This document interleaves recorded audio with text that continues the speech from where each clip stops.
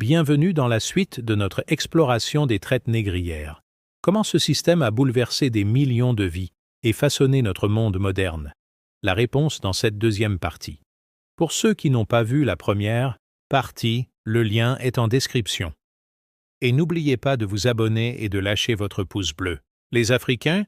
Enfin, jusqu'ici, nous avons vu pourquoi ni la population amérindienne ni la population européenne n'ont pu fournir de réponses efficaces aux nouveaux besoins en main-d'œuvre suscités par la révolution sucrière et l'essor de l'économie de plantation. Nous avons vu également que, pour des motifs techniques, on pouvait transporter avantageusement des esclaves africains vers les Amériques. Reste à expliquer pourquoi il fut plus facile d'utiliser cette main-d'œuvre que les autres. L'une des raisons était que, imprévus mis à part, les Africains détenaient le plus faible taux de mortalité de toutes les populations du Nouveau Monde. L'avantage était considérable, mais il donna lieu à des exagérations.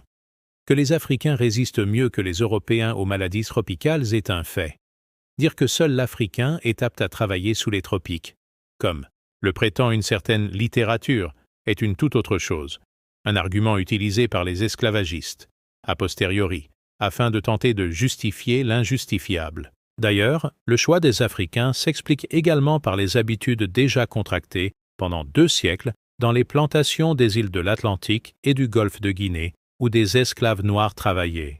Selon de Alencastro, qui se fonde sur un texte royal, l'État portugais aurait ainsi, dès 1562, considéré que l'utilisation d'esclaves noirs était beaucoup plus efficace pour la mise en valeur de l'île de Madère que le recours au travail libre de ses habitants, 61. Au moins 100 000 esclaves noirs furent transportés en Espagne et au Portugal au cours du demi-siècle qui précéda le premier voyage de Christophe Colomb.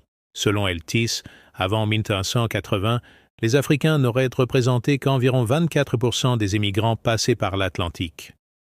Mais si l'on prend en compte les Africains déportés dans les îles de l'Atlantique, Madère et les Canaries, comme le fait Drescher, le rapport dépasse les 50%.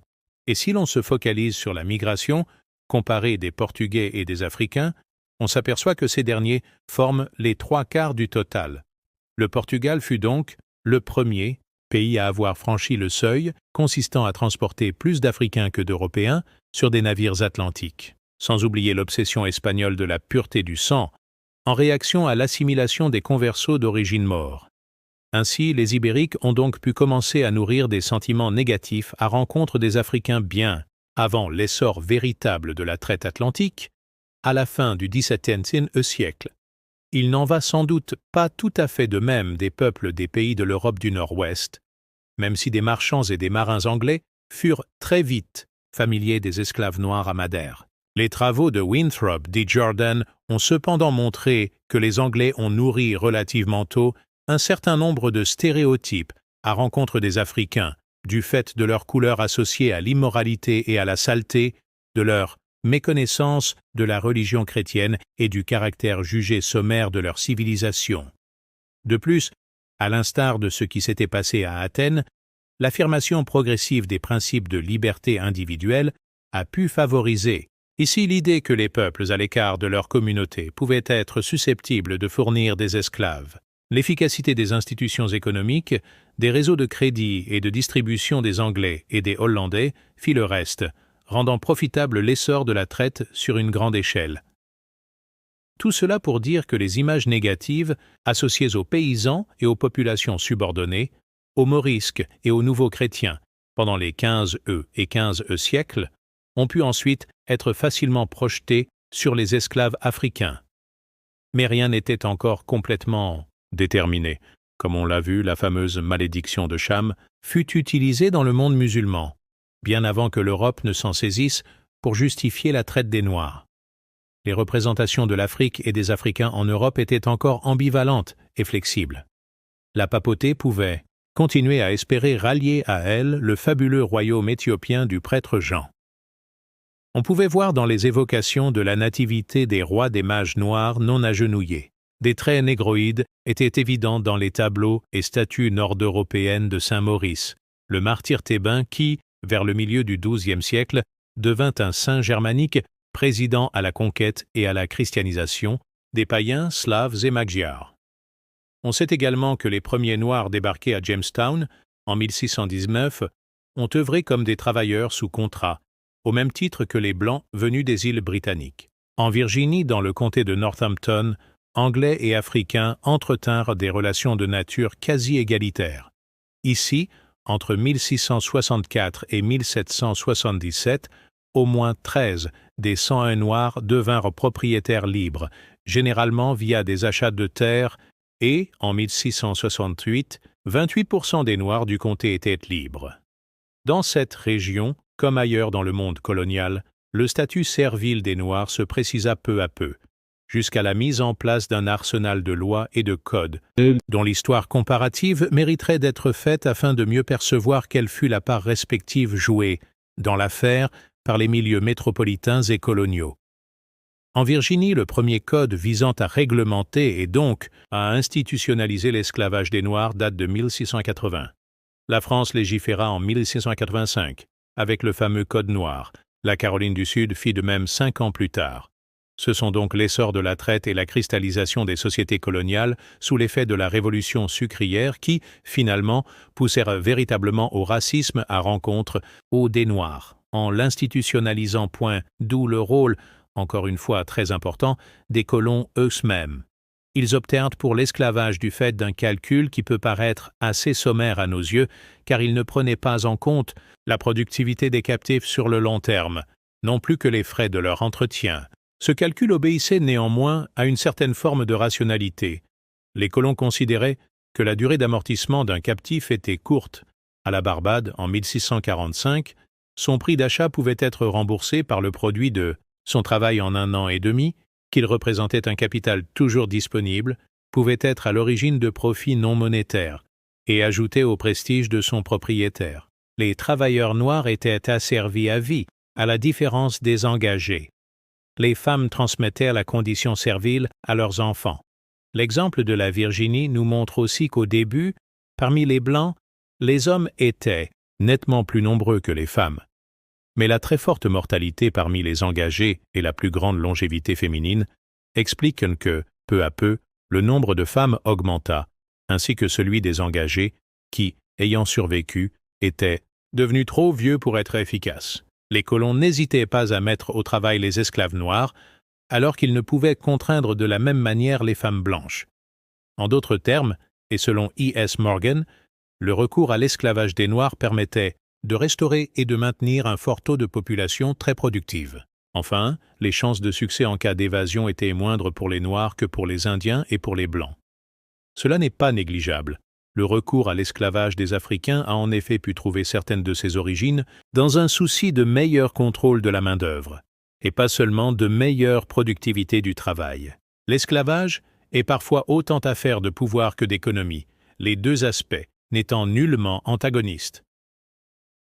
D'utile justification, comme dans le monde musulman, la traite négrière une fois mise en place, l'Occident a su facilement trouver des arguments permettant de la justifier. On indiqua que seuls les Africains pouvaient travailler sous les tropiques, que les denrées coloniales étaient nécessaires au commerce extérieur des pays d'Europe et qu'elles jouaient un rôle vital pour ces mêmes pays.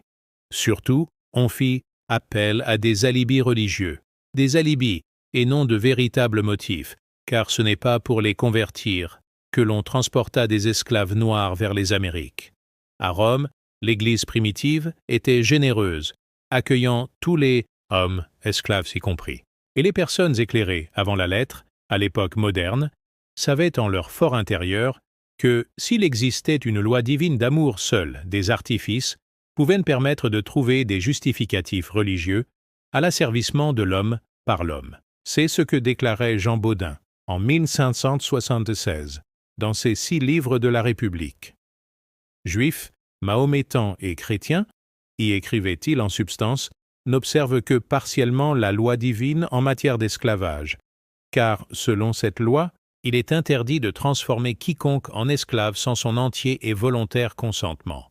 Malgré cela, plusieurs motifs facilitèrent l'utilisation d'alibis religieux. En premier lieu, les textes sacrés fournissent des arguments susceptibles tout à la fois de contribuer à la défense et à la contestation de l'institution esclavagiste. Comme le note le père Alphonse Quénome, dans l'Ancien comme dans Le Nouveau Testament, l'esclavage est une réalité sociale prégnante. Il est parfois régulé pour en limiter les excès, notamment dans l'Ancien Testament, ou largement admis, voire respecté, comme dans le Nouveau Testament. Mais, nulle part il n'est systématiquement combattu comme un mal. Avant le XVe siècle, ajoute l'auteur, l'enseignement des pères de l'Église et des conciles s'est exprimé autour de deux axes majeurs. Le premier est une répétition constante des devoirs des maîtres et de ceux des esclaves. Le second renvoie à une constante affirmation, les esclaves chrétiens et les maîtres sont également les enfants d'un même père. Par là, une porte était ouverte afin de réhabiliter l'esclave. Ajoutons que l'autorité de ces mêmes pères de l'Église pouvait facilement être invoquée si l'on souhaitait trouver des justifications à l'esclavage. Pour saint Augustin, La Cité de Dieu, livre 19, chapitre 15, l'esclavage est en effet perçu comme la sanction divine d'une faute, collective ou individuelle. En second lieu, l'attitude officielle de l'Église établie fut assez souvent déterminée par ses préoccupations temporelles et par la manière dont évoluait à la société globale, ce qui explique en partie que, si l'Église n'a jamais vraiment été indifférente au sort des esclaves, surtout des esclaves chrétiens, note A, qu'un homme, elle semble toujours avoir eu du mal à se définir, de manière doctrinale, contre l'esclavage. Dans l'Antiquité, il fallut attendre le moment où elle fut associée avec le pouvoir, sous Constantin Perf.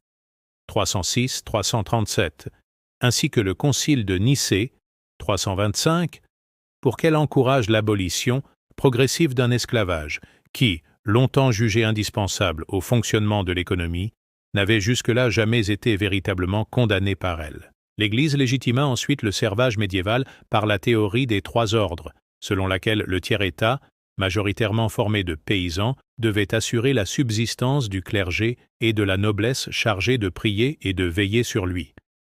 D.B. Davis va plus loin. Pour lui, l'un des grands messages de la Bible judéo-chrétienne est que tous les hommes ont besoin d'un certain contrôle, d'être en quelque sorte subordonnés à un gouvernement extérieur à eux-mêmes, ce qui, étant donné la conception augustinienne du péché originel, a pu favoriser l'assimilation de l'esclavage à un moindre mal.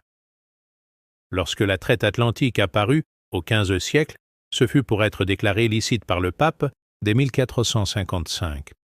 On sait qu'elle fut ensuite parfois justifiée par les commentaires malheureux du dominicain Bartholomé de Las Casas, 1474-1566, qui souhaitait adoucir le sort des populations amérindiennes tombées sous le joug ibérique, sans imaginer l'ampleur et la nature que la traite par l'Atlantique allait prendre par la suite. Le XVe siècle la vit connaître un premier essor. Il est possible pour cette époque de parler d'immobilisme de la part de la papauté, à un moment où l'humanisme s'appuyait sur la résurrection des textes des anciens, et notamment d'Aristote, pour lequel l'esclave n'était qu'un instrument animé. À quelques rares exceptions près, écrit Quenome, les théologiens se contentèrent de reconduire les vieilles références tributaires de l'ancienne civilisation gréco-romaine et de l'enseignement des deux testaments. De ces sources, ils déduisaient que l'esclavage n'était pas moralement mauvais d'une façon essentielle. Ils ne l'approuvaient pas totalement, mais ils avèrent du mal à le condamner nettement. Il est vrai qu'en 1537, dans sa bulle Sublimis Deus sur l'esclavage, pour la première fois depuis la découverte du Nouveau Monde, Paul III n'opère pas de distinction entre les droits fondamentaux des chrétiens et ceux des populations non chrétiennes, connues ou qui pourraient l'être à l'avenir. Mais ce texte concerne essentiellement les Indiens. Les populations noires, depuis longtemps découvertes, ne sont pas expressément mentionnées. Il suscita, de plus, des oppositions violentes, divisant les religieux en partisans et adversaires du statu quo. Se pose alors, en effet, la question de la défense des intérêts de la papauté devant le danger que représente pour elle la réforme. D'où la bienveillance dont bénéficièrent les puissances négrières catholiques, et la réticence manifestée à l'égard des autres. Ainsi l'absence d'un message clair à propos de l'esclavage dans les textes sacrés, le vieux fond de tradition gréco-romaine, le souvenir de l'esclavage antique et médiéval en Méditerranée, les intérêts temporels de la papauté, expliquent aisément que l'Église ne soit pas revenue sur le principe de la légalisation de la traite décidé en 1455. Cela ne veut pas dire qu'il n'y eut pas d'effort de réflexion au sein de l'Église, mais ils furent généralement conçus comme la recherche d'une attitude morale face à un problème de société qui, en soi, n'était pas perçu comme condamnable. Cette recherche d'un positionnement moral destiné à s'assurer une bonne conscience prit le plus souvent la forme d'une casuistique, laquelle se déploya d'autant plus facilement que les textes sacrés n'étaient pas clairs. Intéressant notamment les dominicains et les jésuites 76, dans le cadre de textes savants et de débats entre pairs, elle concerna principalement deux questions, celle de l'évangélisation et celle du mode d'acquisition des esclaves. Très tôt, dès juin 1960, Fray Alonso de Montufar, archevêque de Mexico, dominicain, indiquait au roi d'Espagne qu'il serait plus logique d'aller prêcher les saints évangiles en Afrique, plutôt que de justifier la traite par le souci de la conversion des Noirs. Il fallut néanmoins attendre la création de la congrégation de Propaganda Fide, en 1622, pour que la papauté prenne la question au sérieux. Département de la Curie, la congrégation fut fondée par Grégoire XV pour deux raisons. Permettre la propagation de la foi à travers le monde à une époque où elle était menacée en Europe par les progrès de la Réforme et pallier le contrôle exercé par les cours d'Espagne et du Portugal qui pouvait parfois entraver l'action missionnaire. Des rapports provenant du monde colonial se dessinent l'image d'une congrégation déplorant que des missionnaires pratiquent l'esclavage, et parfois la traite et surtout, ayant le souci de baptiser les esclaves et d'empêcher qu'ils ne tombent entre les mains des hérétiques. Comme le souligne Quenum, la congrégation ne trancha pas toujours de façon vraiment claire. Parfois, elle proposa même de tolérer prudemment les abus, et cela jusqu'en 1820. Des critiques s'élevèrent également contre les modalités de la traite. En 1527, le dominicain Thomas de Mercado dénonçait les violences et les ruses commises pour se procurer des esclaves, à une époque où le Portugal n'utilisait pas encore l'asiento permettant de profiter de la traite sans l'exercer directement. Il indiqua que, pratiquée comme elle l'était, la traite était un péché mortel 77. Ce n'est pas ici son principe qui était remis en cause, mais l'injustice qui prévalait dans sa mise en œuvre. La servitude avait été légitimée par les pères de l'Église, notamment par saint Thomas d'Aquin, et la tradition voulait que l'on puisse utiliser des esclaves et pratiquer leur commerce s'ils avaient été acquis de manière juste. Or, à la fin du XVe siècle, le célèbre théologien jésuite Molina considéra que les guerres entre barbares païens devaient être présumées injustes. Les captifs en provenant étaient donc mal acquis. L'acheteur devait les libérer et ne les conserver que dans la mesure du doute. Pour les mêmes raisons, un autre jésuite, le portugais Rebelo, condamna en 1608 l'activité des pombeiros et des tangomaos, marchands afro-portugais spécialisés dans l'acquisition des esclaves en Guinée et en Angola. En 1671, dans son Histoire des Antilles, le missionnaire dominicain français Jean-Baptiste Dutertre défendit aussi les esclaves, au nom de la fraternité chrétienne, et qualifia la traite de honteux commerce. 2 ans plus tard, dans son Christian Directory, un Quaker, Richard Baxter, considérait la traite comme l'un des actes les plus criminels du monde. Cependant, à mesure que la traite prit de l'importance, les condamnations se firent plus nuancées et les réponses officielles plus subtiles. En France, la plus haute autorité morale et scientifique du royaume, la Sorbonne, fut saisie de la question de la légitimité de la traite. En 1698, le président du tribunal des cas de conscience lui-même, Germain Fromageau, rendit sa décision. Il suit de tout ceci, notait-il en conclusion, qu'on ne peut en sûreté de conscience acheter ni vendre des nègres, parce qu'il y a de l'injustice dans ce commerce. Si néanmoins tout bien examiner les nègres qu'on achète sont esclaves à juste titre et que, du côté des acheteurs, il n'y ait ni injustice ni tromperie. Pour l'or, selon les principes établis, on peut les acheter et les vendre aux conditions qu'on a marquées. On pourrait même, sans aucun examen, les acheter si c'était pour les convertir et leur rendre la liberté. En résumé, la traite n'est pas bien morale, nous dit Fromageau, mais si les esclaves sont justement acquis, il n'y a pas lieu de s'alarmer, encore moins s'ils le sont dans l'intention de les convertir. Par un bel effort de casuistique, La réflexion théologique revenait ainsi à son point de départ. Guerre juste et conversion peuvent tout justifier. En 1764, dans sa dissertation sur la traite et le commerce des nègres, le théologien Jean Bellon de Saint-Quentin ne s'exprimait pas autrement.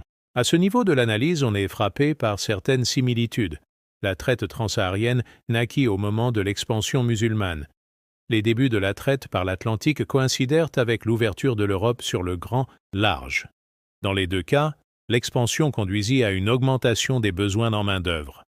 Dans les deux cas, le recours aux esclaves noirs fut en dernier ressort justifié par des alibis de nature religieuse. Nul doute donc que la confrontation entre chrétiens et musulmans à l'époque médiévale contribua à poser les fondations d'un ethnic slavery, d'abord méditerranéen, puis atlantique.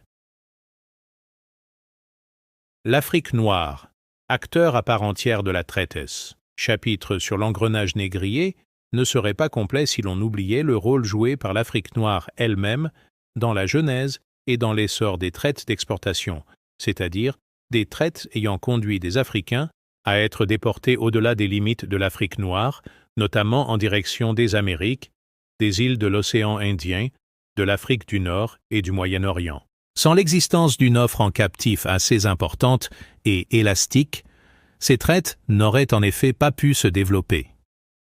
Plusieurs questions se posent, dont deux me semblent à tous égards importantes. Quel rôle l'Afrique noire a-t-elle joué dans l'organisation du trafic? Pourquoi répondit-elle si favorablement aux demandes extérieures? L'Afrique noire impose ses règles sans entrer dans le détail de ce que l'on appelle le mode de production des captifs, qui sera développé ultérieurement. On peut indiquer qu'il dépendit très largement des Africains. Les captifs proposés sur le marché provenaient de razzias et de prises de guerre, et, accessoirement, du détournement des règles du droit coutumier, certains types d'infractions ayant été, avec le temps, sanctionnés par la réduction en esclavage et la déportation, selon des modalités variables suivant les régions et les époques. En effet, on ne négociait généralement que des personnes enlevées à leur foyer ou à leur famille. Selon John Donnelly Fage, plus des 3/4 des captifs vendus aux Européens proviendraient de raids et de guerres. Daniel Pratt Mannix, quant à lui, estime que seuls 2% des captifs de la traite atlantique furent kidnappés par les négriers venus de la mer, ce qui fut surtout le cas au début, lorsque la traite n'était pas encore bien organisée. Du côté de la traite transsaharienne, des captifs furent parfois rasés au cours d'incursions guerrières, conduites par des nomades venus du nord, mais cela fut assez rare. Celles-ci ne prirent en fait vraiment de l'importance qu'au XIXe siècle, en Afrique orientale. L'essentiel des captifs produits en Afrique noire le furent ainsi par les pouvoirs en place. Ce sont ensuite ces mêmes pouvoirs, ainsi que des élites marchandes locales, qui ont réglementé et organisé les opérations de vente des captifs. En ce qui concerne de la traite occidentale, ni les Européens ni les Américains ne réussirent à établir durablement un véritable monopole en matière de traite négrière. La concurrence qui les opposait a profité aux pouvoirs africains qui pouvaient concentrer l'offre en captifs. Globalement, ceux-ci sont donc restés les maîtres des jeux de l'échange tout le temps que la traite négrière dura. Et c'est, de leur plein gré, on le verra, qu'ils sont le plus souvent entrés dans les circuits négriers. Il serait erroné et maladroit de traduire cela en termes de collaboration, un mot chargé de fortes connotations morales, conduisant en réalité vers de faux débats. Les Africains ayant participé et contribué à l'essor de la traite ne l'ont pas fait pour complaire aux négriers du dehors ou parce qu'ils auraient été contraints à agir ainsi. Ils ne l'ont pas fait, non plus, comme le sous-entendaient certains racistes blancs au XIXe siècle, parce que, insuffisamment civilisés, ils pouvaient s'émerveiller devant des marchandises de peu de valeur apportées du dehors. La première explication rationnelle permettant de rendre compte du rôle de l'Afrique noire dans la traite réside dans l'absence d'un sentiment d'appartenance à une même communauté africaine au sein d'un monde où les barrières ethniques étaient puissantes. Comme le remarque Eltis, initialement, les termes « Afrique » et « africain » avaient du sens seulement pour les Européens. Les conceptions relatives à l'existence de groupes séparés dotés d'identité n'étaient pas moins prononcées en Afrique qu'en Europe, mais en Afrique, elles fonctionnaient en l'absence d'un quelconque sens d'appartenance à un continent africain considéré dans son ensemble. Pendant l'essentiel de la période moderne, ajoute-t-il, il y avait des limites à ce type d'identité commune que même l'expérience traumatique du confinement à bord des navires négriers ne pouvait entamer. Il est notamment révélateur de constater qu'aucune des 383 révoltes répertoriées dans une banque de données ne s'est déclarée parmi les gardiens noirs. Alors que, sans exception, ils étaient de parties prenantes du même esclavage qui attendait les captifs placés sous leur contrôle. Les identités africaines n'ont pas revêtu d'étendue subcontinentale avant le XXe siècle. Une deuxième raison est que l'esclavage, qu'il fût marchand ou domestique, était une institution solidement enracinée en Afrique noire. Le captif y subissait d'ailleurs un processus assez comparable, qu'il fût destiné à devenir esclave en Afrique noire ou bien à être vendu pour être déporté au dehors. Par la capture, écrit Claude Meillassoux, il était arraché à sa société d'origine et désocialisé. Par le mode d'insertion dans la société d'accueil et les liens qu'il entretenait avec ses maîtres, il était ensuite décivilisé et dépersonnalisé, voire désexualisé, lorsque des tâches, ne correspondant pas habituellement à celles tenues par les représentants de son sexe, lui étaient confiées. Ce qui montre que les structures mentales permettant le fonctionnement de l'esclavage ont souvent emprunté au même schéma à travers l'espace et le temps. L'esclave est avant tout l'autre ou celui qui est transformé en un autre, en un étranger ou un outsider dont la mort sociale, pour paraphraser Patterson, apparaît comme un préalable nécessaire à l'asservissement et à son maintien. Réduire en esclavage les membres d'une autre ethnie africaine n'était donc pas plus difficile pour les habitants de l'Afrique noire qu'il ne l'était pour les Grecs anciens d'asservir des non-Grecs. Une troisième raison permettant d'expliquer la facilité avec laquelle l'Afrique noire répondit aux demandes extérieures en captifs est tout simplement que la traite était rentable pour nombre d'élites locales, puisqu'elles pouvaient associer ainsi leur influence économique, politique et symbolique, et même démographique. La traite ne doit pas être réduite à une seule question de morale, un commerce d'hommes ou de duperie commerciale, des biens qui, quels qu'ils soient, ne vaudront jamais la vie d'un seul homme. C'est un carrefour, un lieu d'affrontement et de rencontre entre des logiques différentes. Ce qu'il importe de comprendre, c'est donc comment certaines logiques africaines ont pu rencontrer et s'accommoder de logiques extérieures, en d'autres termes, comment l'Afrique noire est concrètement et volontairement entrée dans l'engrenage négrier. Pour ce faire, il est nécessaire de s'intéresser au mode d'organisation des sociétés d'Afrique noire lorsque les traites d'exportation prirent de l'importance. La place de la traite dans l'organisation fonctionnelle des sociétés d'Afrique noire, intriguées par la non-émergence en Afrique noire d'un capitalisme et de bourgeois conquérants, transformant radicalement la société comme cela s'est produit en Occident, historiens et sociologues ont depuis longtemps tenté d'en mettre au jour les raisons. Entachée par le péché originel d'européocentrisme, cette démarche avait au moins l'intérêt de reconnaître que l'Afrique noire disposait d'une histoire. À la différence de Hegel qui, en 1830, écrivait qu'elle n'était pas une partie historique du monde, n'avait ni développement à montrer, ni mouvement historique en elle. Cette démarche a également permis d'accroître considérablement nos connaissances à propos du mode de fonctionnement des sociétés d'Afrique noire. Les raisons de la forte propension des sociétés africaines à résister au changement furent d'abord cherchées dans la manière dont fonctionnaient les échanges. À la suite de Bohannan et de Dalton, on mit ainsi l'accent sur la relative étanchéité séparant trois sphères, celle de la réciprocité, don et échange socialement obligatoire, celle de la redistribution, laquelle suppose un prélèvement préalable, par le biais de tribus, corvées ou autres taxes, tel un État qui, fonctionnant sur le mode ostentatoire, redistribue en partie ses biens aux membres de la communauté, notamment au cours de fêtes, et enfin celle de l'économie de marché, dont l'existence ancienne est attestée par la présence d'étalons monétaires variés. Considérant que les échanges ne font en fait que refléter la manière dont est organisée une société, certains chercheurs ont ensuite voulu retrouver les ressorts cachés à l'origine même de la circulation des biens. Pour Meillassoux, ces ressorts se situent dans les rapports sociaux, et plus précisément dans la nature d'un système lignageur séparant de manière quasi imperméable la sphère de l'autoconsommation villageoise de celle du grand commerce réservé aux élites lignagères. Plus que le profit, l'objectif assigné à ce commerce serait l'obtention de biens de prestige servant à assurer le pouvoir des élites lignagères. En effet, leur autorité ne découlerait pas de l'usage de la force ou du contrôle des moyens de production, terres, outils, mais plutôt d'une influence puisant à diverses sources.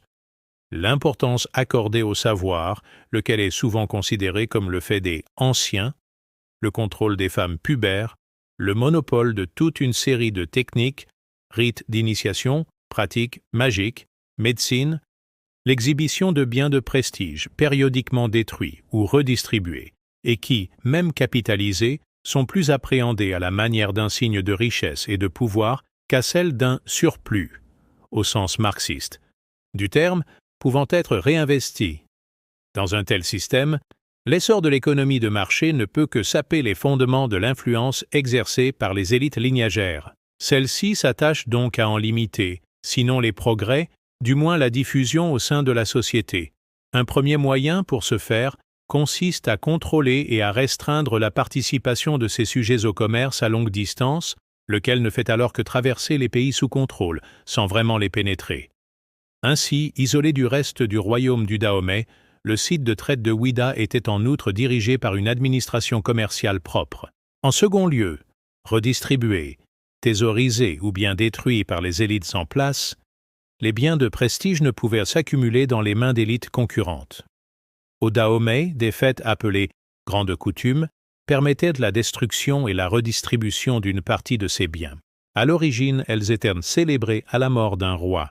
Avec l'essor de la traite, et donc l'arrivée plus massive de biens de prestige, on remarque qu'elle s'intensifie. D'une part sous l'effet d'un plus grand faste, et donc de plus grandes dépenses, d'autre part suite à l'adjonction de cérémonies annuelles d'anniversaire en l'honneur des ancêtres, et ainsi d'une plus grande fréquence de ces fêtes. Une évolution du même type se produisit également au Congo III.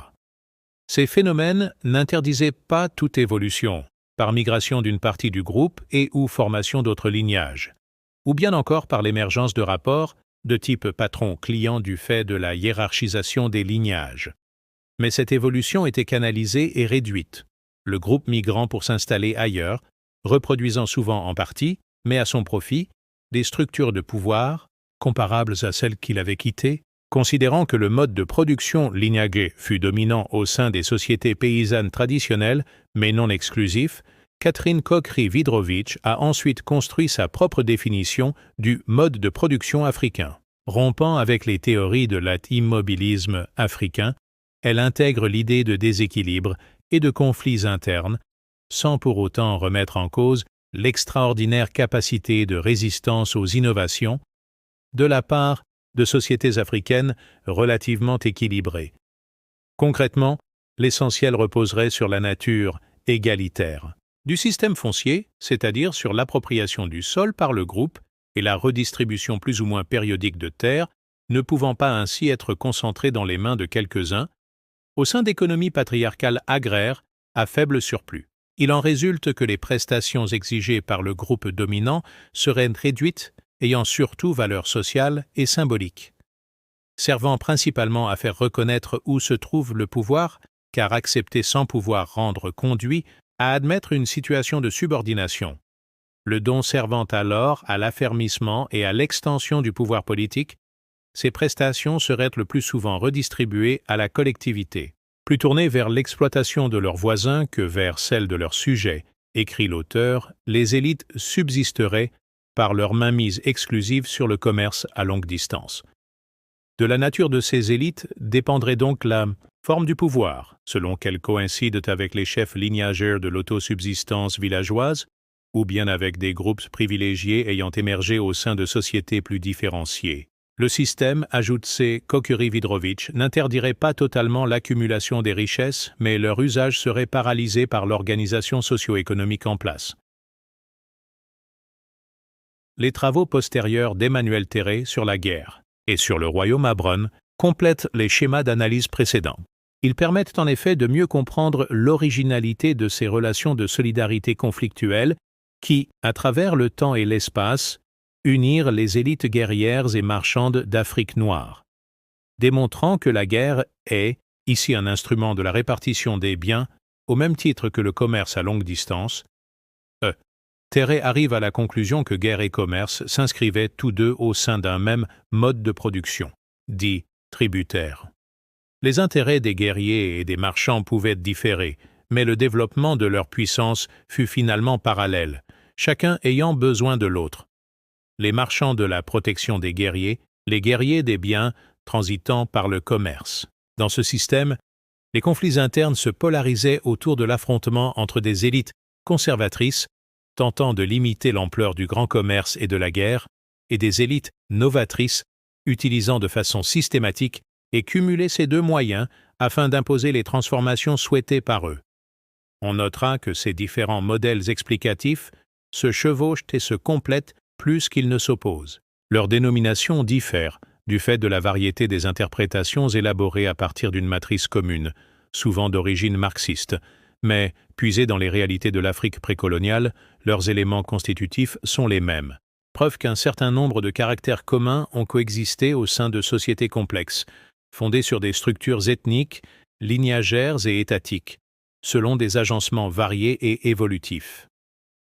Excellent à intégrer de nouvelles données sans se transformer radicalement, ces sociétés avaient tendance à freiner la diffusion des formes de l'économie de marché hors des sphères réservées aux élites, détournant ainsi le commerce à longue distance de ses potentialités révolutionnaires. Peu tournés vers l'exploitation de leurs propres sujets, les élites ont ainsi trouvé un système de domination économe en moyens coercitifs à usages internes, à la différence des grands États de l'Europe moderne, et notamment de la France, qui se sont lancés dans un effort d'encadrement administratif, policier, militaire et clérical véritablement énorme et coûteux. Pour se maintenir, les élites d'Afrique noire utilisaient conjointement deux activités, sans doute beaucoup moins nettement différenciées que dans l'Europe de la même époque, la guerre et le commerce au loin. Les voisins étaient donc des proies toutes désignées, notamment lorsqu'ils apparaissaient plus faibles, du fait d'une moindre complexité de leur structure sociale, politique et militaire. La traite dans la genèse des modes d'organisation fonctionnelle des sociétés d'Afrique noire. Prenons le cas des régions d'Afrique occidentale les plus impliquées dans la traite, c'est-à-dire, sur la côte, celle du golfe de Guinée, entre les actuels Sénégal et Cameroun, et vers l'intérieur de la côte atlantique à l'ouest du lac Tchad. Il permet en effet de proposer quelques éléments de réponse. Les premiers sont internes, propres aux peuples de ces régions.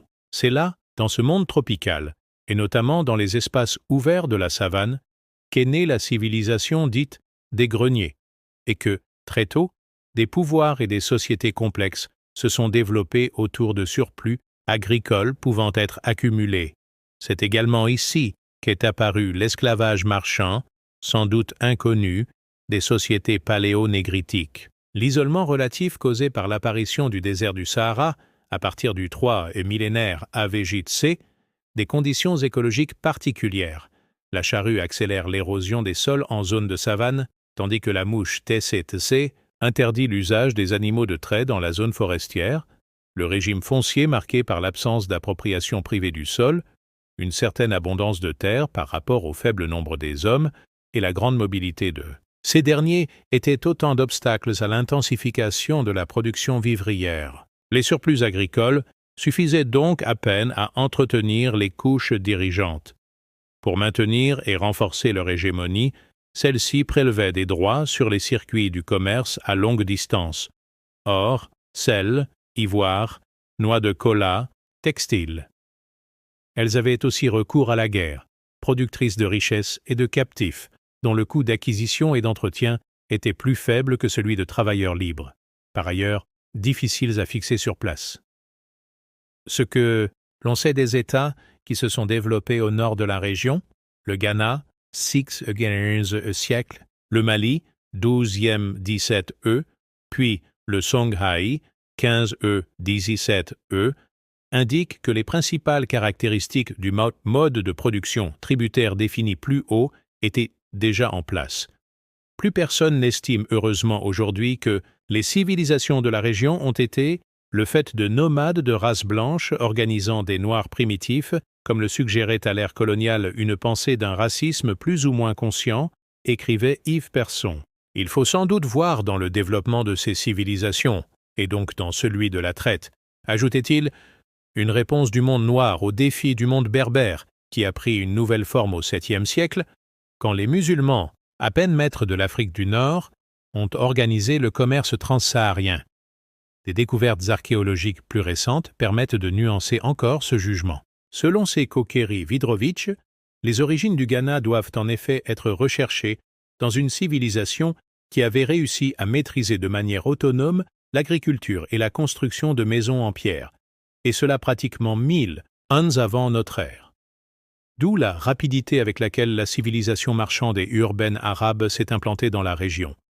D'autre part, l'ancienneté des traditions relatives à l'esclavage en Afrique noire pré-islamique démontre combien il serait trompeur de suggérer une distinction absolue entre l'esclavage islamique et l'esclavage traditionnel africain. Deux éléments auraient donc été finalement à l'origine de la naissance plus ou moins simultanée de la traite négrière et du mode d'organisation des sociétés d'Afrique noire tel qu'il a été décrit plus haut, des facteurs internes, c'est sans doute important, et la synergie née de la rencontre entre le commerce transsaharien et des structures étatiques nouvelles se surimposant au cadre lignagé plus ancien. Les progrès de l'islamisation ont ensuite joué un rôle dans la diffusion du mode de production africain et de la traite qui lui est liée. Meyassou note en effet que les marabouts musulmans, dont on sait l'étroite association au commerce, avaient intérêt à inciter les souverains à fournir le marché à esclaves. De plus, réelle ou seulement apparente, l'islamisation des élites leur permettait de légitimer la réduction en servitude des populations limitrophes. Déclarées païennes. De l'Atlantique à la mer Rouge, et du Haut Moyen-Âge à la fin du XIXe siècle, la plupart des entités politiques plus ou moins islamisées d'Afrique noire jouèrent un rôle essentiel dans le fonctionnement et la diffusion de la traite. Une chose semble en effet avérée dans cette dialectique du dedans et du dehors, où l'importance respective des deux dimensions ne pourra certainement jamais être mesurée avec exactitude. La manière dont l'esclavage marchand s'est diffusé à partir des empires dits soudanais, Ghana, Mali, Songhai, et en particulier du Mali. Il y a en effet coïncidence entre la progression de cette forme d'esclavage et celle des réseaux commerciaux du Mali. Au sud, sur la côte, la Basse-Guinée fut touchée dès le XIVe siècle par l'expansion des Mandes, notamment des marchands soninké et dioula. Elle devint ainsi assez vite demandeuse en captifs. Ce qui explique qu'à leur arrivée, au début du XVe siècle, les Portugais commencèrent par y transporter des esclaves venant d'autres régions afin d'obtenir de l'or des populations locales. À cette époque, dans la bordure occidentale de la région, à la limite du Sénégal, l'esclavage marchand s'était également déjà développé. Il en va différemment de la Haute-Guinée, c'est-à-dire de l'espace compris entre la Gambie et le Libéria moderne. Cette région avait été moins influencée par le commerce avec les empires sahéliens.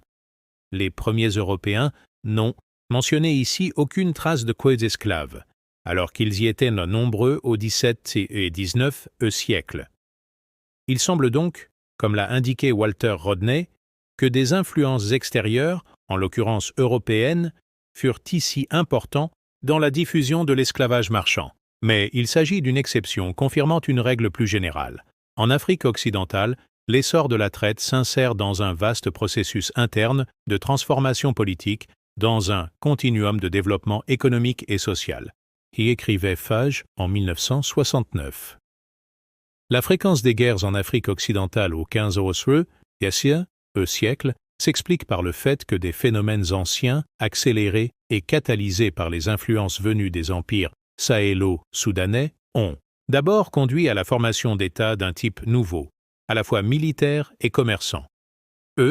Terret écrit que la naissance de l'un d'eux entraîne immédiatement, par une sorte de réaction en chaîne, l'apparition d'autres, États qui s'opposent au premier et font obstacle à son expansion.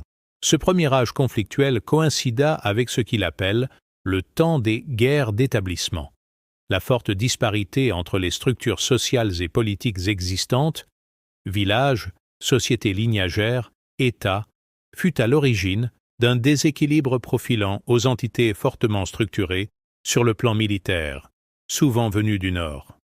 Pour elles, les États faibles ou les sociétés lignagères étaient des proies toutes désignées, à ce fait essentiel, qui rend largement compte de l'instabilité de la région à cette époque, s'ajoutent d'autres facteurs. Des facteurs contribuant à donner à la guerre un caractère sporadique et saisonnier, à l'image de ce qui se passait en Europe médiévale. Une fois que les récoltes étaient rentrées, la main-d'œuvre inemployée était facilement incorporable dans les armées le temps de la saison sèche. Que faire ensuite des prisonniers capturés lors de guerres, souvent peu coûteuses en vies humaines? Les éliminer? C'était rarement le cas. Les rendre à l'adversaire pour qu'il reconstitue ainsi ses forces, cela n'aurait pas été très logique. Le plus souvent, on les mettait au travail. Mais, malgré son essor et l'énorme changement dont il témoigne, l'esclavage marchand demeurait encore minoritaire. Les esclaves de ce type travaillaient en effet surtout pour les souverains et les grands.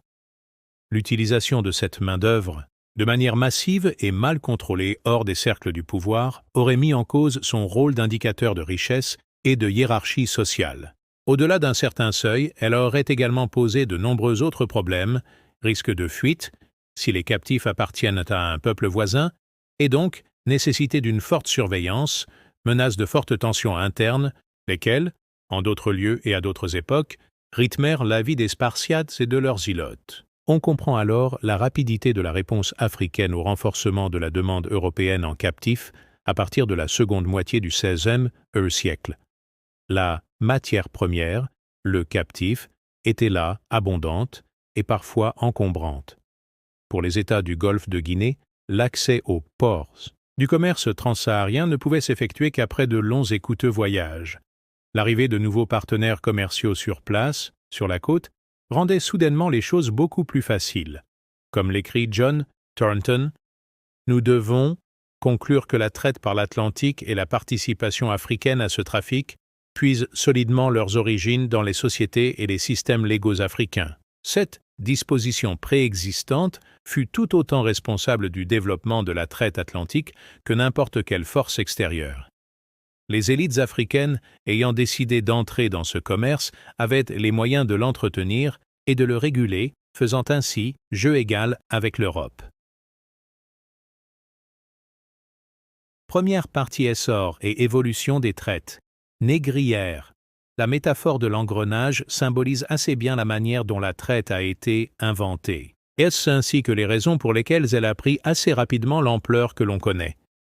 À l'origine de tout cela se trouvent en effet des logiques aussi variées que nombreuses, qui se sont peu à peu assemblées et connectées, contribuant à relier trois mondes eux-mêmes extrêmement variés, en Occident, en Afrique et en Orient.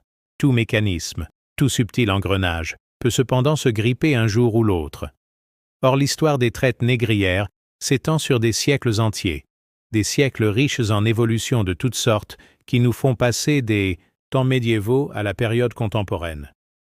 Il est impossible que de tels changements n'aient pas influé au moins en partie sur la mécanique complexe à l'œuvre derrière l'infâme trafic. Les traites négrières, et notamment la traite atlantique, n'ont pourtant pratiquement pas cessé de se développer avant qu'un puissant mouvement abolitionniste international ne se soit formé afin d'y mettre un terme. La question que j'aborderai au cours de ce chapitre et du suivant est donc celle de la longévité si singulière des traites négrières, celle des dysfonctionnements qui n'ont pas manqué d'apparaître dans leurs engrenages et des moyens par lesquels elles ont, néanmoins, toujours plus ou moins réussi à s'adapter afin de se reproduire et de durer.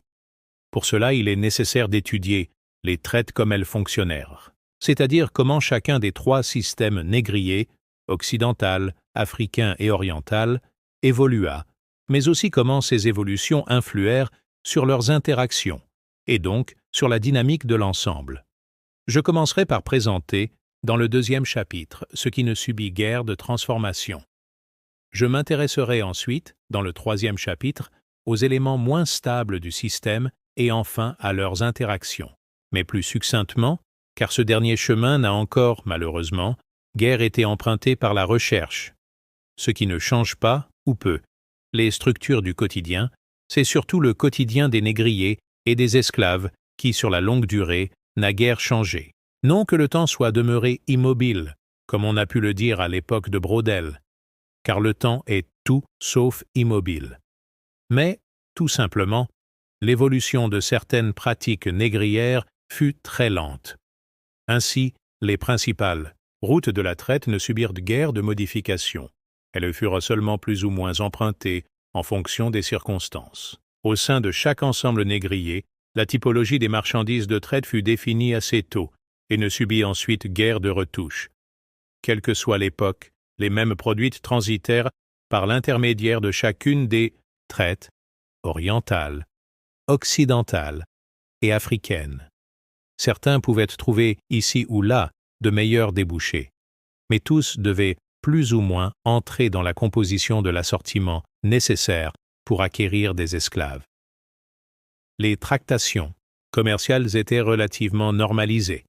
Seul le déroulement du voyage qui s'ensuivait pouvait être sujet à d'importantes différences. Qu'il s'agisse de la traversée de l'Atlantique, du Sahara ou de la mer Rouge, des expéditions se déroulaient avec un minimum de pertes en vies humaines, d'autres se soldaient par de véritables catastrophes humanitaires.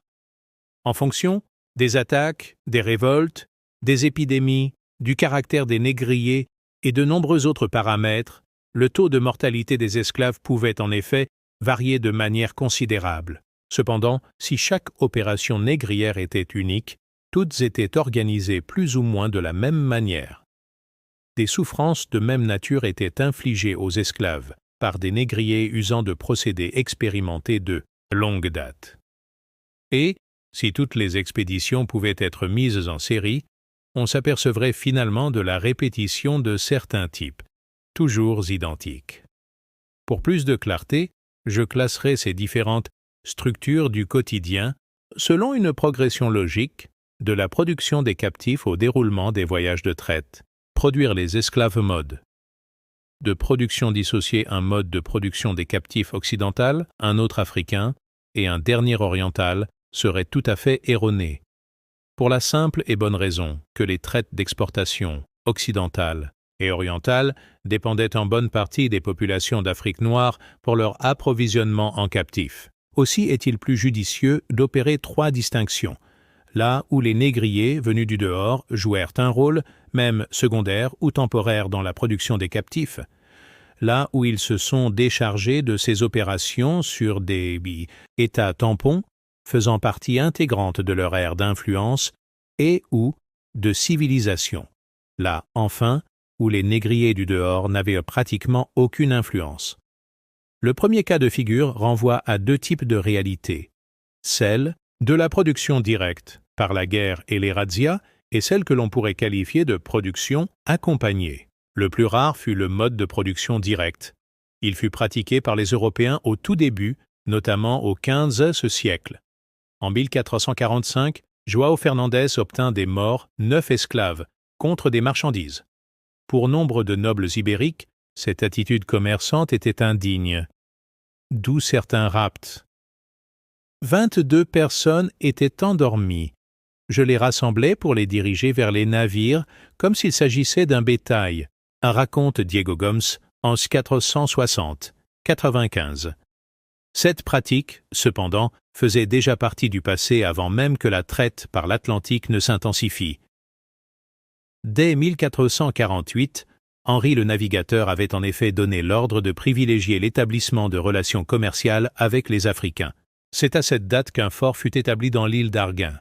On y faisait transiter des esclaves et de l'or contre des chevaux, du blé, des toiles et de la soie de Grenade.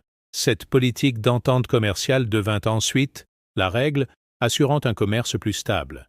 Des Italiens habitués à la traite des esclaves en Méditerranée figuraient dans l'entourage d'Henri, comme Alvis Cadamosto qui voyagea au Sénégal et en Gambie, découvrant certaines îles du Cap-Vert.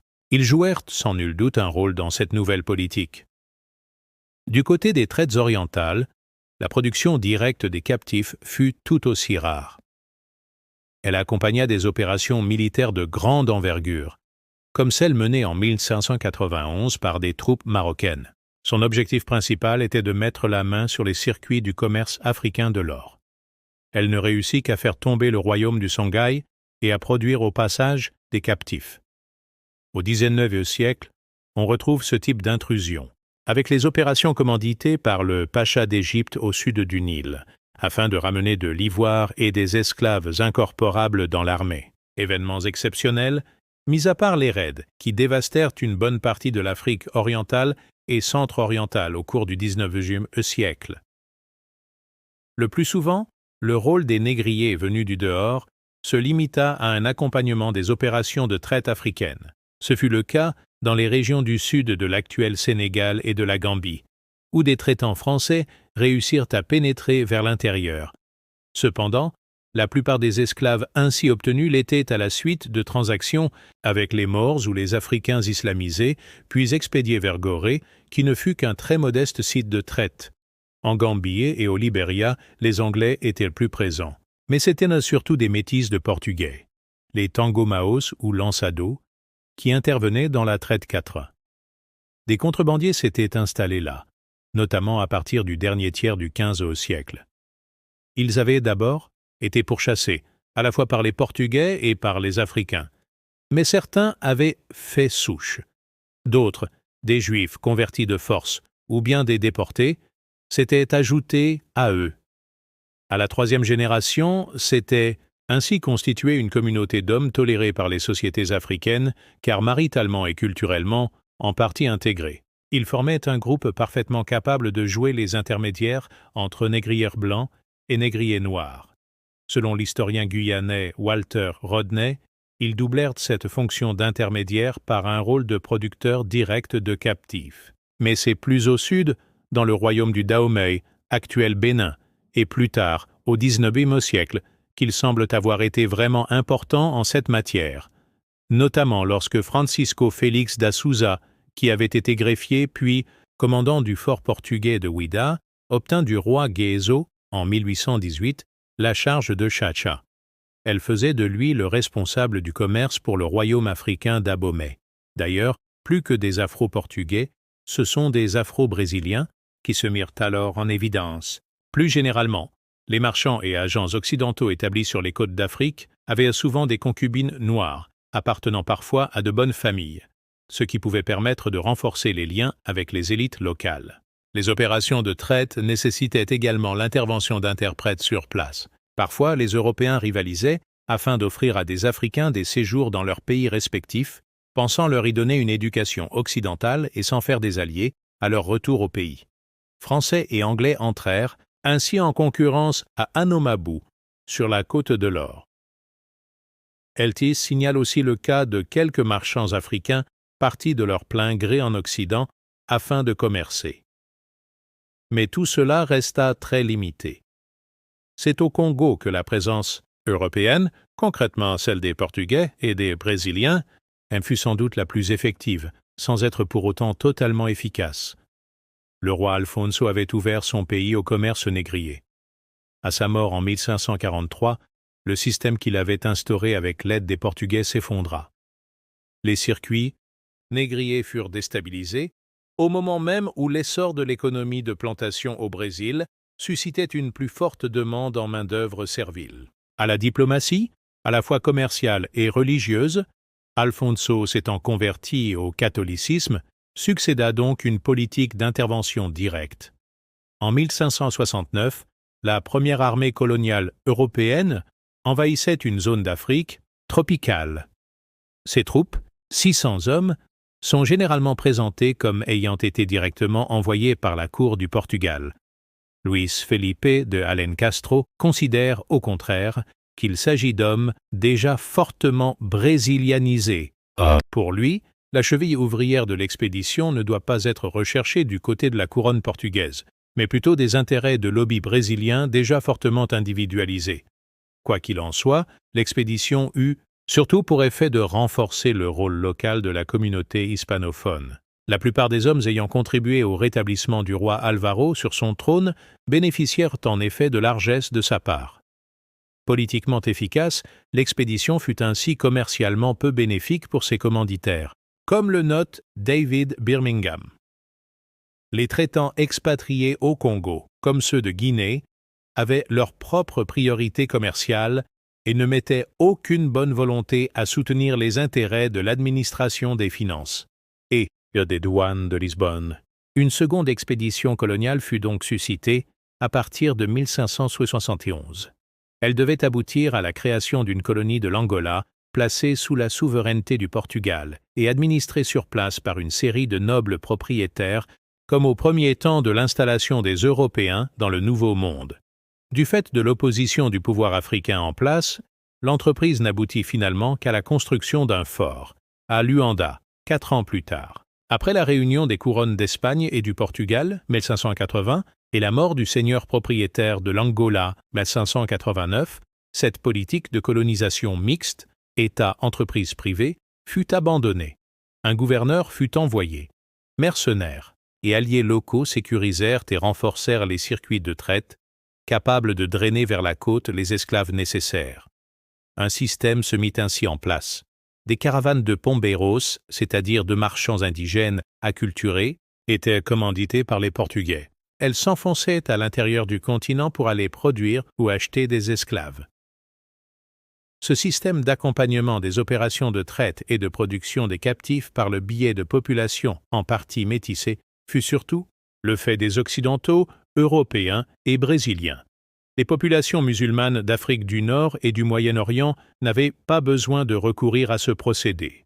De l'Atlantique à la mer Rouge, toute une série d'États se succédèrent, du haut Moyen-Âge jusqu'à la fin de la traite organisée, au début du XXe siècle. Le Xe siècle vit l'expansion islamique au Sahel et au nord de l'Afrique occidentale. C'est l'époque où les Almoravides se sont emparés d'Aouda Ghost et ont précipité le déclin du royaume du Ghana, où le roi du Mali, sur le Niger, et celui du Kanem, au nord du lac Tchad, se sont convertis à l'islam. Une nouvelle phase d'expansion, au XVe siècle, fut contemporaine de la conversion des commerçants Haoussa et Mande et de la fondation de l'empire Songhai de Gao. Localisés à la frontière du désert, la plupart des ensembles politiques sahélo-soudanais furent ainsi islamisés. États d'Afrique noire, ils appartenaient à l'ère d'influence et de civilisation musulmane. Ils opéraient des razzias en direction des populations païennes voisines, pour leurs propres besoins, car l'esclavage y était pratiqué comme dans le reste du monde musulman, mais aussi pour se procurer, en les vendant, des produits issus du commerce transsaharien. Pour les régions situées plus au nord, il était donc facile d'acheter des captifs. Des commerçants arabes pouvaient aussi s'installer dans ces États sahélo-soudanais et, à partir de là, rayonner plus au sud. Selon Paul Lovejoy, l'essentiel des circuits négriers d'Afrique noire occidentale était ainsi sous l'influence de marchands islamisés. Ailleurs, la production des captifs était affaire purement africaine. Les modalités d'asservissement étaient partout les mêmes, empruntant aux principales catégories de réduction en esclavage répertoriées par Orlando Patterson. Capture à la guerre, kidnapping, règlement de tribut et d'impôts, dettes, punition pour crime, abandon et vente d'enfants, asservissement volontaire et naissance. La pauvreté, la famine pouvaient contraindre certains individus à se vendre ou bien à vendre une partie de leur entourage. Selon Joseph Miller, qui a étudié la traite angolaise, dont l'importance fut considérable au sein de la traite atlantique, le rôle des facteurs écologiques, sécheresse, famine, maladie, fut loin d'être négligeable dans le processus de production des captifs. Le cas des tribus peut être illustré par celui payé par le Dahomey à Oyo entre 1730 et 1818, qui consistait en la livraison de 82 esclaves par an. Certaines fautes pouvaient également être sanctionnées par la servitude et la déportation, actes d'adultère commis avec les épouses royales, non-paiement de dettes, etc. À l'échelle du continent noir, ces cas de répression judiciaire pouvaient fournir d'assez forts contingents de captifs. Ils étaient relativement fréquents dans les régions du Luango et de l'Angola. Cependant, ils étaient trop limités pour répondre aux besoins des différentes traites, internes ou d'exportation.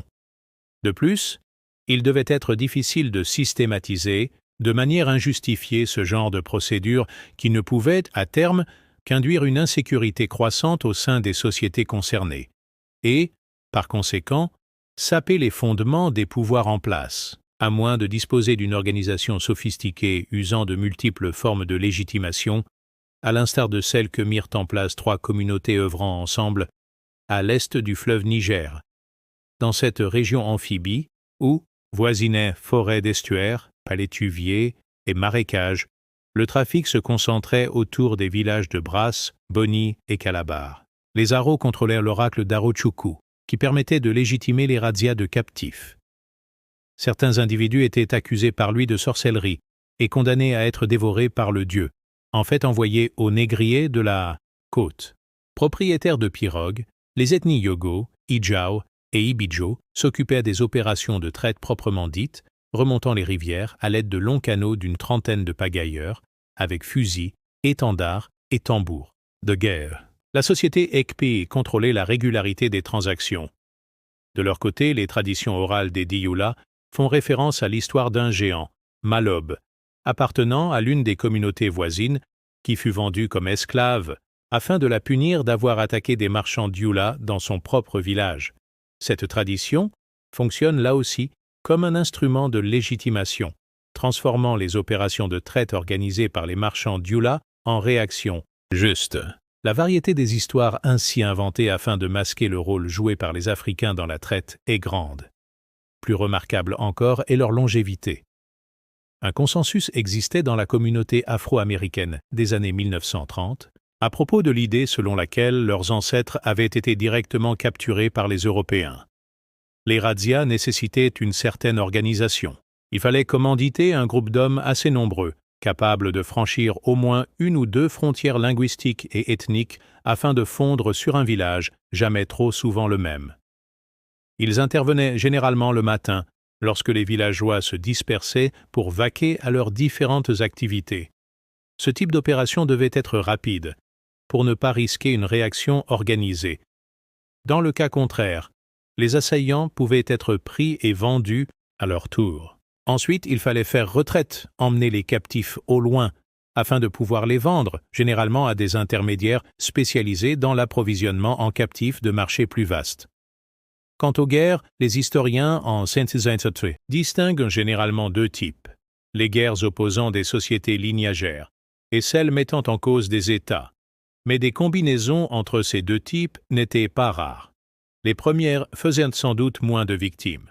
Toutes se soldèrent par la réduction en esclavage d'une partie des forces ennemies, à la vente volontaire d'individus, au détournement des règles coutumières, au rapt, razzias et conflits militaires, s'ajoute un dernier mode de production des captifs. Il a été mis en évidence par Joseph Miller à propos de l'Angola. Pour lui, le personnage central n'est pas un chef politique, religieux ou guerrier, mais un créditeur.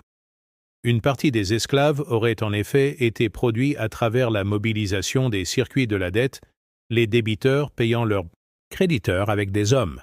Miller a ensuite tenté d'étendre au reste de l'Afrique ce type de relation, notamment entre l'Afrique occidentale et l'Afrique du Nord. Alors que la coercition, sinon la violence, demeurait essentielle au moment de la capture de nombreux esclaves, écrit-il.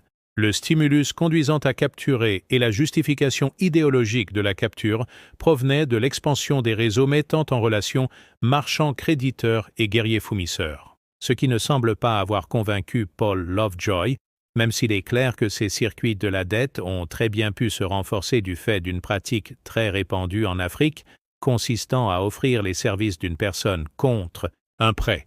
Il ne s'agissait pas à proprement parler d'esclavage, mais ceux qui n'arrivaient pas à rembourser finissaient souvent comme esclaves. L'argent ainsi levé était généralement utilisé pour acheter des captifs et d'autres produits commercialisables. De plus, les esclaves étaient d'ordinaire loués, contre un prêt, ce qui en retour fournissait un nouvel encouragement à l'achat d'esclaves.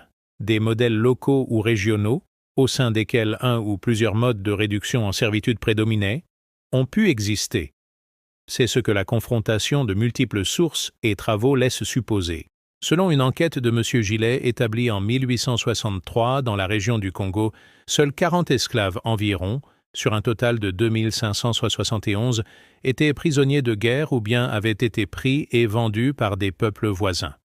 On comptait 1519 esclaves de naissance, 413 personnes avaient été vendues par des gens de leur propre tribu sans avoir, selon elles, commis aucun délit. Enfin, 399 avaient été condamnés pour infidélité, adultère, vol, crimes et délits divers commis par eux ou par certains de leurs proches. On est loin du cas de figure présenté en 1850 par S. Coelho. Ce dernier interrogea en Sierra Leone 142 esclaves provenant de l'ensemble de l'Afrique occidentale. Parmi eux, 34% dirent qu'ils avaient été pris à la guerre, 30% qu'ils avaient été kidnappés, 7% qu'ils avaient été vendus par des membres de leur famille ou des supérieurs. Par ailleurs, 7% avaient été vendus pour solder des dettes et 11% condamnés au cours de procès. Peut-on pour autant opposer un mode de production faisant la part belle à la guerre, dans l'Afrique sahélo-soudanienne influencée par l'islam et les djihad, à un autre modèle en partie fondé sur le détournement des règles coutumières en Afrique centrale et la déportation d'individus déjà esclaves? Ce dernier peut-il, à son tour, être relié au principe de la mobilisation des créances mis en avant par Joseph Miller pour l'Angola? On peut en émettre l'hypothèse, à la suite de A.G.B. et H.G. Fisher, on peut en effet considérer que l'introduction de l'islam, avec son système très codifié de réponse aux infractions et délits, a pu réduire le rôle initialement joué dans la zone sahélo-soudanienne par la répression judiciaire en matière d'asservissement. D'un autre côté, à lire les différents travaux de P. Lovejoy, on s'aperçoit que les élites des régions islamisées de l'Afrique noire répugnaient quelque peu à vendre leurs esclaves aux Occidentaux, préférant les utiliser sur place ou bien les insérer dans les circuits du commerce transsaharien. Les esclaves de naissance, déjà soumis, devaient donc plus facilement être conservés. À l'inverse, nombre de témoignages indiquent que l'on n'hésitait nullement à vendre aux Occidentaux ceux qui, potentiellement, étaient le plus susceptibles de miner l'ordre local, notamment les opposants politiques et les soldats faits prisonniers lors des djihad. Concernant l'Afrique centre-occidentale, on sait que les réseaux de traite pénétraient profondément à l'intérieur du continent, ponctionnant des régions non islamisées et moins structurées sur le plan politique, là où le détournement des règles coutumières était peut-être plus facile, où les guerres d'État étaient moins nombreuses et où l'on répugnait sans doute moins à vendre au dehors. En l'occurrence aux Occidentaux, car les ports du commerce transsaharien étaient trop éloignés.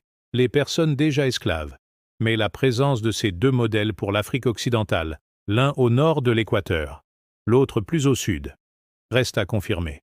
Pour l'heure, on peut seulement constater que des faits troublants apparaissent dès lors que l'on tente de relier certaines enquêtes réalisées par des contemporains, suggérant ainsi l'existence possible de modèles locaux et régionaux de la production des captifs qu'il reste à définir précisément.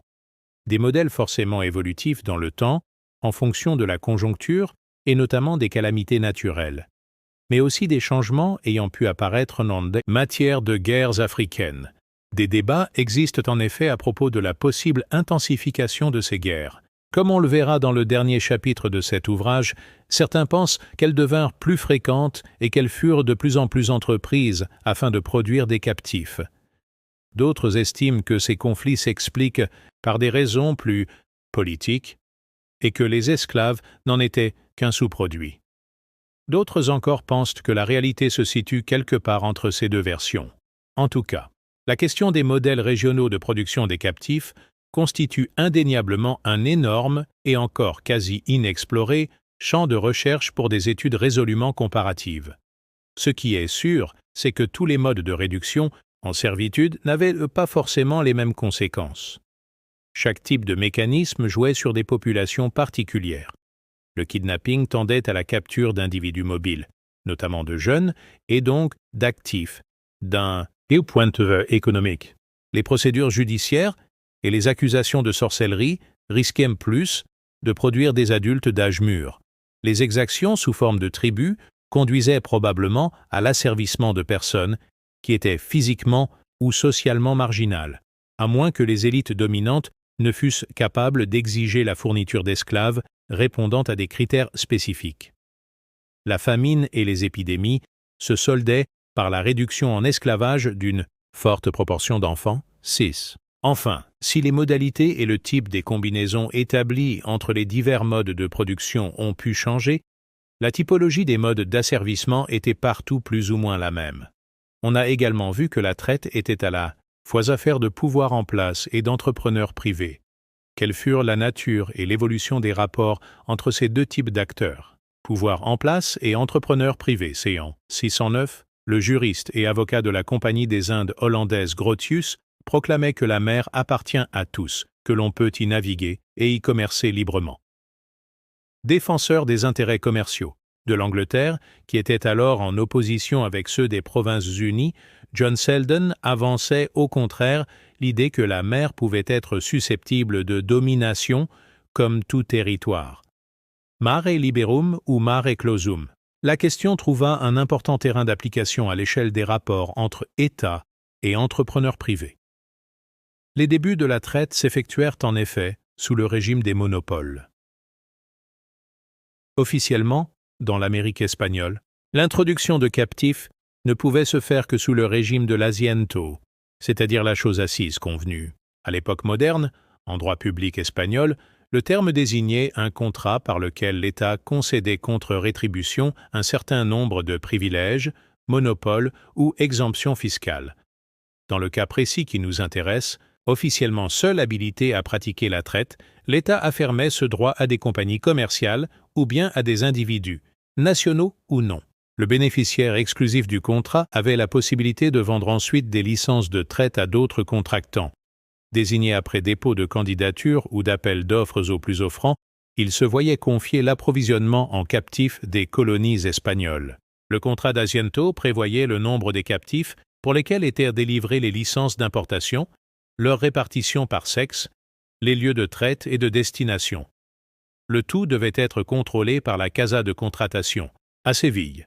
En 1662, lors du contrat d'Asiento concédé aux Hollandais, l'unité retenue fut la fameuse pièce d'Inde. Elle n'était pas forcément équivalente à un captif, mais plutôt au potentiel de travail d'un adulte dans la force de l'âge, 15-35 ans, d'une certaine taille, environ 5 pieds, et sans défaut physique majeur, 108.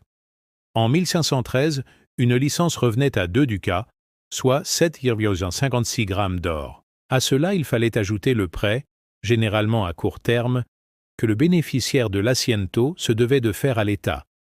Le prix des licences passa à 30 ducats par tête en 1561. Il fallait ajouter les frais de douane et l'impôt du 10e. Vendu en Amérique, l'esclave pouvait rapporter entre 45 et 55 ducats. Le coût d'armement, le voyage et les risques devaient être pris en compte.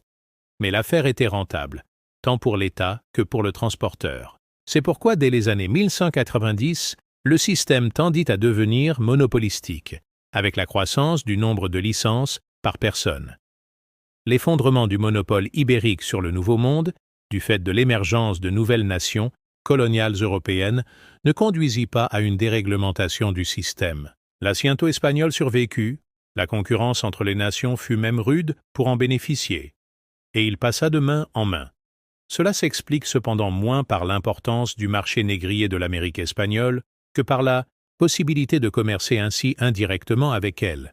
Sous prétexte d'asiento et de traite, il était en effet possible d'introduire en contrebande des productions européennes. Ailleurs, dans l'Europe mercantiliste, la plupart des autres, nations intéressées par la traite, commencèrent elles aussi à réglementer très fortement ce trafic. Chaque pays vit apparaître ses propres compagnies, dites à charte ou à privilège, car chacune bénéficiait de la part de l'État d'un quasi-monopole. Créée en 625, la Compagnie hollandaise des Indes occidentales, West Indische Compagnie, ou WIC, s'implanta en Afrique, à Elmina, Arguin et Gorée. Disposant d'entrepôts de redistribution aux Antilles, à Saint-Eustache et à Curaçao, elle pourvoyait en captifs les colons français et anglais.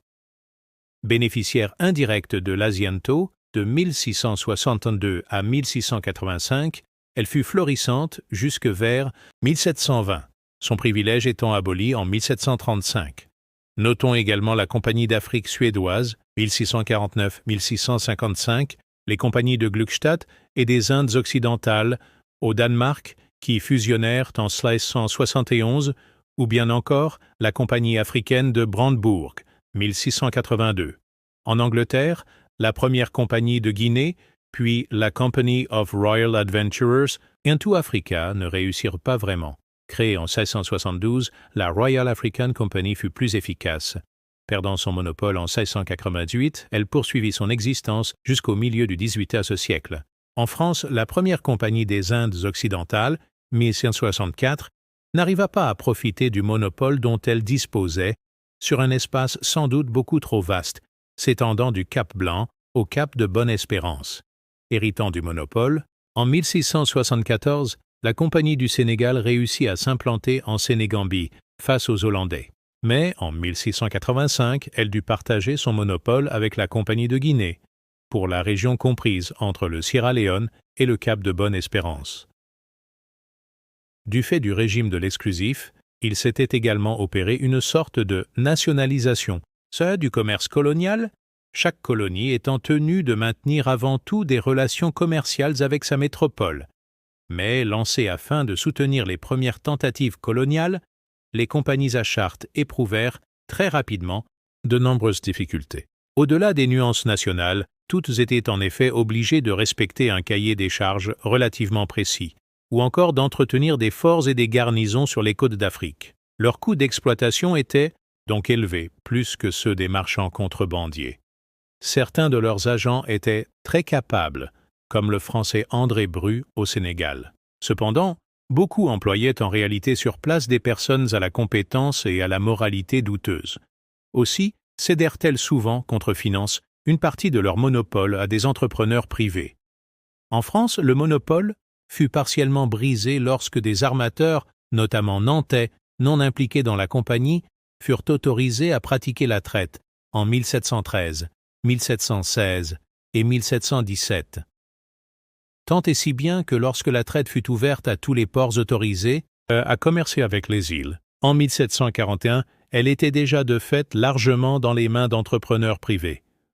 Au total, on peut dire que l'État aida en Europe à mettre la traite sur ses rails et qu'il n'eut ensuite de cesse de la défendre, parfois même de la subventionner, comme en France, en 1784 et en 1786, et de se faire l'écho des protestations adressées par les armateurs. Mais, dès les années 1720, l'initiative privée l'emportait un peu partout, entraînant avec elle la prospérité du trafic négrier. Ce renforcement de l'initiative privée fut doublé par une série de mesures de libéralisation et par une dérégulation du trafic qui, selon Eltis, atteignit son apogée en 1804. Les négociants européens impliqués dans les activités maritimes étaient grandement avantagés en ce qu'ils n'étaient pas soumis aux nombreux et restrictifs règlements pesant en métropole sur la production et le commerce. À la différence des corporations, le commerce maritime à longue distance fut, dès les débuts du XVIIe siècle, un monde d'assez grande liberté. Liberté et privilège étaient généralement les deux revendications des milieux maritimes, et leurs demandes étaient souvent prises en considération par les États mercantilistes. La standardisation des techniques utilisées dans le commerce à longue distance, établie dès le XVIIe siècle, au moins au sein de chaque État-nation, l'absence de réelles barrières ethniques, culturelles ou politiques expliquent la relative aisance avec laquelle ceux qui savaient lire, écrire et compter pouvaient se lancer dans le commerce transocéanique. Les facilités de crédit, l'habitude de diviser le montant de la mise hors nécessaire à l'armement d'un navire en de nombreuses parts, elles-mêmes divisibles, travaillaient également dans le même sens. Au sein de milieux où tout était plus ou moins, et de plus en plus, défini en fonction de critères économiques, les seuls obstacles au succès commercial et à l'intégration sociale étaient les compétences personnelles, la réputation et la chance. Il n'en était pas tout à fait de même en Afrique noire, où les facteurs ethniques et religieux continuaient à jouer un rôle, sinon dominant, du moins important, au sein des communautés de marchands pratiquant le commerce à longue distance. De nombreux exemples pourraient être mentionnés à ce sujet, des Haoussa de Salaga, qui monopolisèrent une grande part du négoce Ashanti de la noix de kola, à des groupes comme les Dioula 7. Analysant les formes actuelles de commerce en Afrique noire, Florent Dovonou peut encore écrire que le négoce africain est fondé sur de véritables castes de marchands et de réseaux perceptibles, surtout dans les régions frontalières, et qui se créent selon les affinités ethniques et religieuses. Ces affinités n'étaient pas exclusives d'une certaine forme de cosmopolitisme.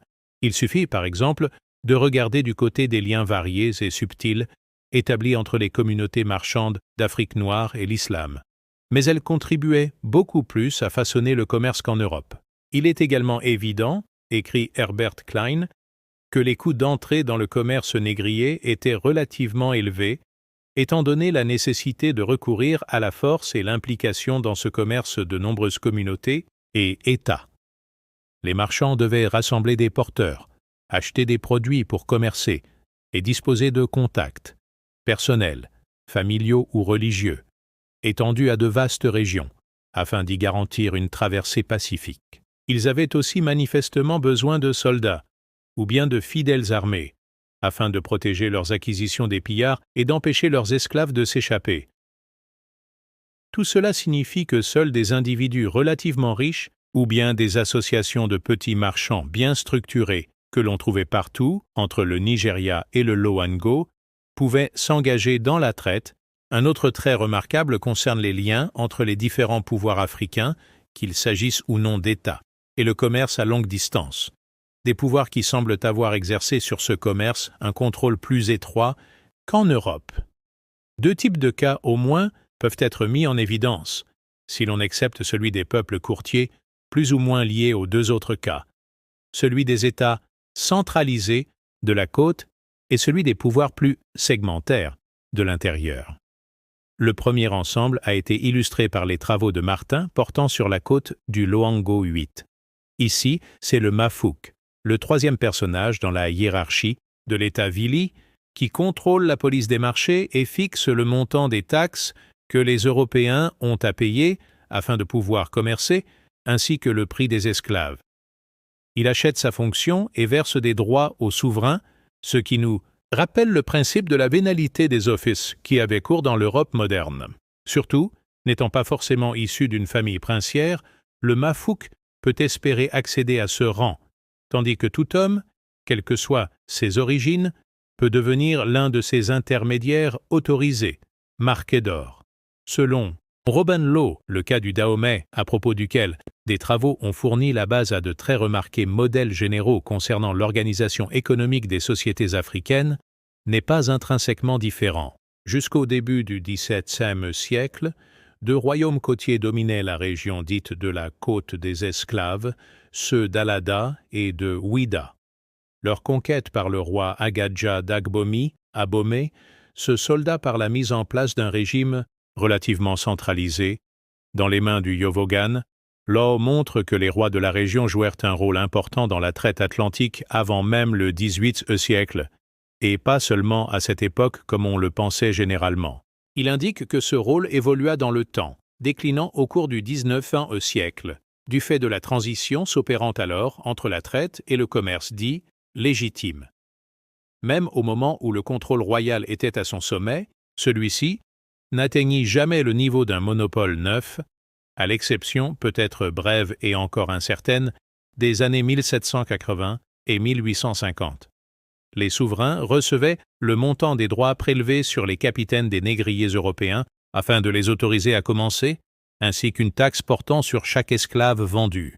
Ils bénéficiaient aussi d'un droit de préemption sur les marchandises importées, recevaient un prix plus élevé pour leurs esclaves que celui payé à d'autres propriétaires dahoméens, et se réservaient le droit exclusif d'acheter certains produits, notamment les armes à feu et la poudre. Le prix des esclaves devait de même être négocié avec le roi, et ne pouvait être directement fixé avec des marchands particuliers. Cet important mais néanmoins incomplet contrôle laissait de la place pour un groupe de marchands africains privés, les Aquisinos.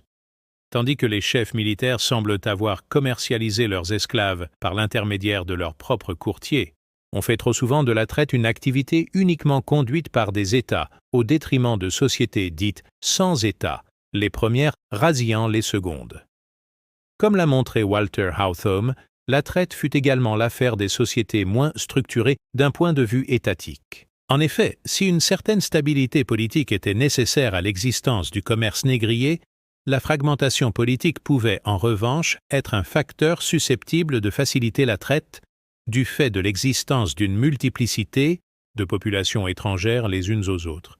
De plus, analysé par David Northrup, le cas de la région située au sud du Nigeria nous apprend que la nature formelle de l'État, et notamment son degré de centralisation, est beaucoup moins déterminante pour notre propos que ne le sont les formes de contrôle effectivement exercées.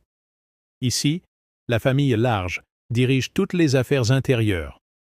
Les lignages patrilinéaires constituent la base politique des unités sociales et l'organisation de la vie politique est essentiellement segmentaire. Dans ce système où un excès d'individualisme peut seulement être tenu en échec par les obligations que doit tout citoyen aux membres de sa famille, de son lignage, de son village et de sa ville, l'initiative individuelle est favorisée. Néanmoins, au cours du XVIIIe siècle, les progrès du commerce ne conduisirent à aucun changement structurel, tout simplement parce que le commerce était soutenu par l'extension des formes traditionnelles de relations interpersonnelles et intergroupes, et ces relations étaient plus facilement mobilisables par les membres des communautés marchandes établies que par les nouveaux venus.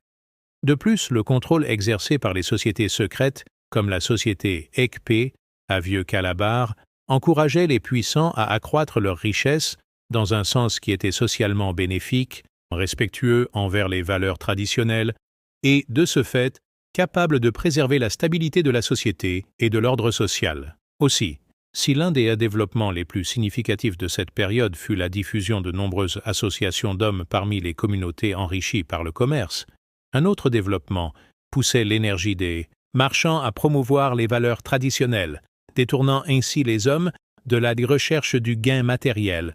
Deux choses méritent ici d'être relevées. Le renforcement des communautés de marchands déjà établies grâce à l'essor commercial et la réalité du contrôle exercé par les différents pouvoirs au sein d'États pourtant non centralisés. Une différence apparaît ainsi avec l'Europe, où la croissance économique conduisit à de nombreuses formes de démocratisation au sein des milieux maritimes, c'est-à-dire, in fine, à plus de chances pour les nouveaux venus de pouvoir s'insérer dans les circuits du commerce transocéanique. Pour résumer, au moins 4 catégories de personnes pouvaient, dans l'Afrique noire précoloniale, bénéficier de la traite. Les guerriers professionnels employés ou contrôlés par les seigneurs de la guerre et les États guerriers, comme le Wolof, le Kadjour, Kong et Ségou. Les personnes privées qui réduisaient les captifs en esclavage, les membres de l'élite politique et leurs agents, et enfin les marchands privés.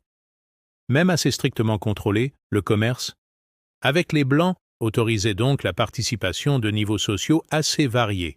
Néanmoins, cette participation était à la fois ordonnée et limitée par les pouvoirs en place. À ce stade de l'analyse, et reprenant la classification établie par Norbert Elias, on pourrait être tenté de dire que le système de compétition en vigueur dans le commerce négrier était largement libre au sein de milieux marchands organisés dans un cadre national, en Europe et dans le Nouveau Monde, tandis qu'il était plus proche de la situation du privilège en Afrique noire, au moins en ce qui concerne les États côtiers, ce qui ne réduit en rien le rôle essentiel joué par les réseaux marchands. L'individu capturé ne devenait en effet que très rarement la propriété de son capteur.